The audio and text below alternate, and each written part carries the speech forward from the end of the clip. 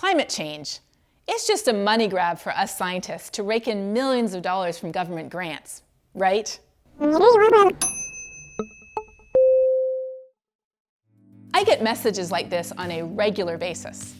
And when I point out that an earth scientist with a PhD like me would get a lot more money working for an oil company than a university, it's met with blank stares. Why is it that some people are so convinced that all climate scientists are funneling millions of dollars of government money into their Swiss bank accounts, and oil executives aren't shoveling billions into their accounts in the Cayman Islands? Part of it might be because grants always seem to involve such enormous sums that we often feel like are just being handed over to scientists on a silver plate to do something mysterious in their labs that would make any taxpayer scream. I'm a scientist, and I do get government grants. So let me pull aside the curtain and show you exactly what happens to that money. The biggest grant I ever got was for the stunning amount of $1.1 million to develop new ways to understand climate change at local to regional scales. 1.1 million seems stunning, that is, until you realize how far it really goes. I wrote that grant together with 4 other researchers from different universities. So the National Science Foundation divided the money up about evenly amongst us, giving each of us around $220,000. That's still a nice amount of money. The grant was for a 4-year period, which meant I had about $55,000 to spend each year. Still nice, right?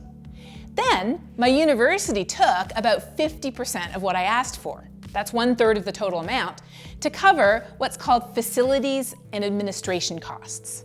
Now, don't go thinking that got me a luxurious office. My office has no window, it barely has room to swing a cat, as they say, not that I would ever do that, and I bought my own furniture and computer.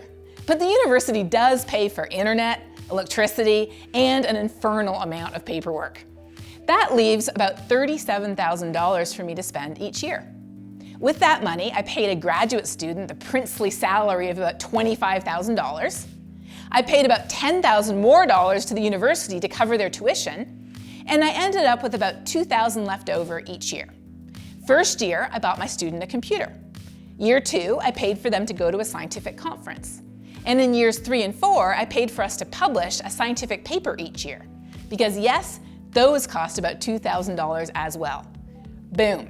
That's how a scientist spends $1.1 million. The reality is that nearly every climate scientist I know can make at least the same amount of money, and often a lot more, in a different field.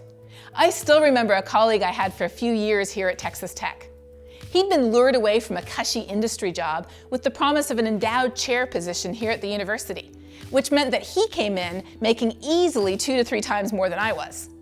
But after he'd been here only a few years, rumors started flying that he was leaving again. When I asked him if he really was, he said yes. He loved working at the university, but the oil company had made him an offer too generous to refuse. Greed is only one of the accusations that are hurled at us scientists on a nearly daily basis. Why? I think it's the idea that if you discredit the messenger, you can silence the message. Sometimes we're accused of selling out to Big Green. Big Green, really? If you're wondering who has the most money in this world, just look up which companies make the most money each year on Wikipedia. Oil and gas companies are 5 of the biggest 10 earners in the world, and none of the top 10 are green energy companies. Nearly every week, some man, yeah, it's almost always a man, makes a point of emailing me or commenting on my social media accounts, specifically to tell me that I'm stupid or ignorant or uninformed. I've never heard of natural cycles, he'll say. Really? Who do you think studies natural cycles if not climate scientists? Or I don't realize that the Earth's climate has changed before, he'll say, when assuming that a climate scientist doesn't know about El Nino or the Ice Age is like assuming your doctor's never heard of germs or antibodies. These assumptions are as constant as they are frustrating, and we all get them. I file mine away in a special email folder. Most frequently, though, it's the conspiracy theories we hear the most about. In the newspaper headlines, on YouTube videos, not PBS ones of course, and even in US Senate hearings. Why? Because again, discredit the messenger, discredit the message. Scientists have manipulated the data so the conspiracy theories go. Why? For financial gain again, or to further the communist agenda, or because they're an instrument of Satan.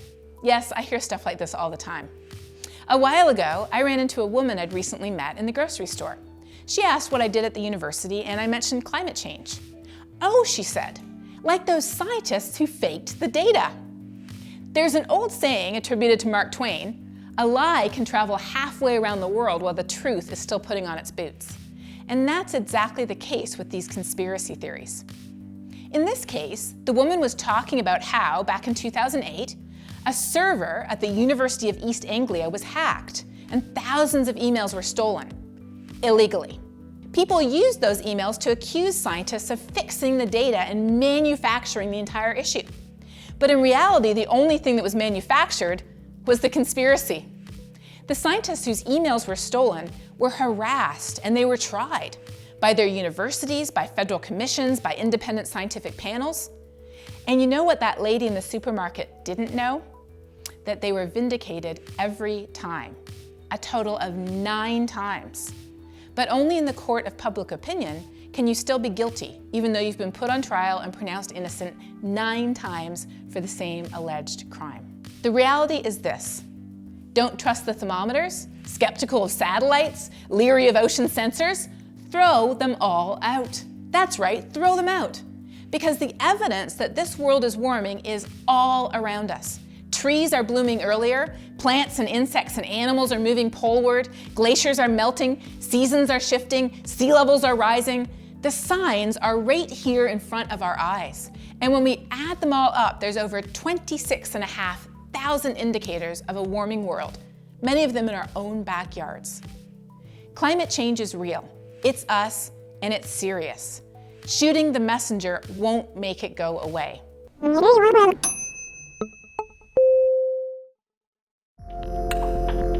Thank you for watching Global Weirding.